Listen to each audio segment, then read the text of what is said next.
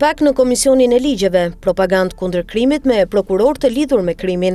Në Komisionin e Ligjeve, drejtuesi i SPAK Altin Dumani u shfaq për krah prokurorit Klodian Braho për të treguar arritjet në luftën kundër krimit dhe korrupsionit. Në të vërtetë, kjo ishte një shfaqje hipokrizie, sepse një nga zyrtarët që ka lidhje të drejtë për drejtë me botën e krimit, të provuara në 2 raste me dokumente, është pikërisht Klodian Braho, prokurori që kërkon të bëhet drejtuesi i SPAK. Prova e parë, udhëtimi me trafikantin e dënuar. Sipas dokumenteve të siguruara nga sistemi TIMS, më 24 shkurt 2012, prokurori Klodian Braho ka udhëtuar drejt Athinës me trafikantin e dënuar Bledar Gavelli, alias Ervis Gavelli, që kishte kryer 3 vite burg në Torino për trafik ndërkombëtar droge. Të dy kanë kaluar kufirin në Kakavi me makinën AA 777 AT me drejtues vet Brahon, kanë fjetur në hotelin Blazer Suites dhe janë kthyer më 26 shkurt 2012, të herë me drejtues të makinës, trafikantin Gavelli. Në udhëtim ishin edhe kancelari i gjykatës së Beratit, indjeri Sokol Myftari dhe përfaqësuesi i prokurorisë së përgjithshme,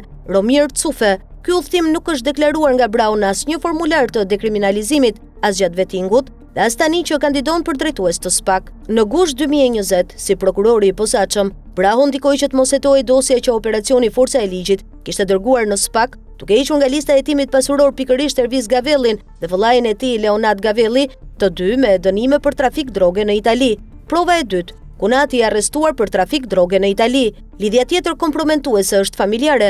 Vëllai i bashkëshortes së Klodian Brahos, shtetasi EV, është arrestuar më 26 maj 2011 në Itali për trafik droge.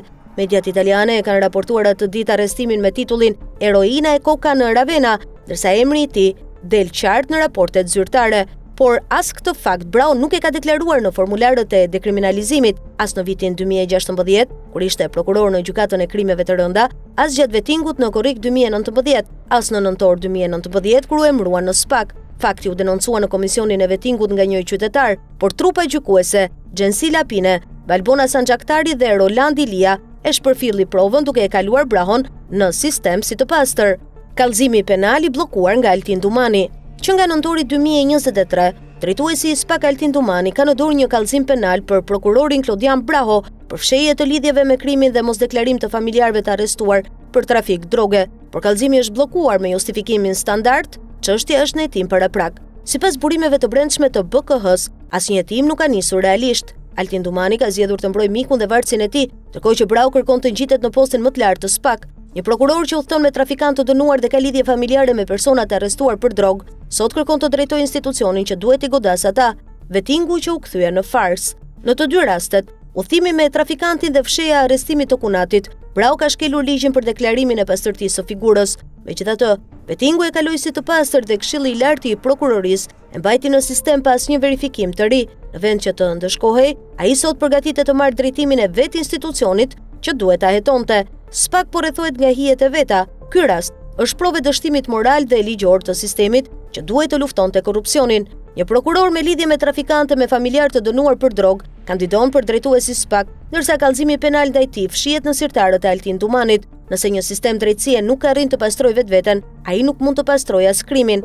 SPAK dhe KLP ndodhen përballë një prove historike, ose do t'i japin fund reformës me militant, ose do të pranojnë publikisht se drejtësia e re është thjesht një version më i sofistikuar i asaj të vjetrës.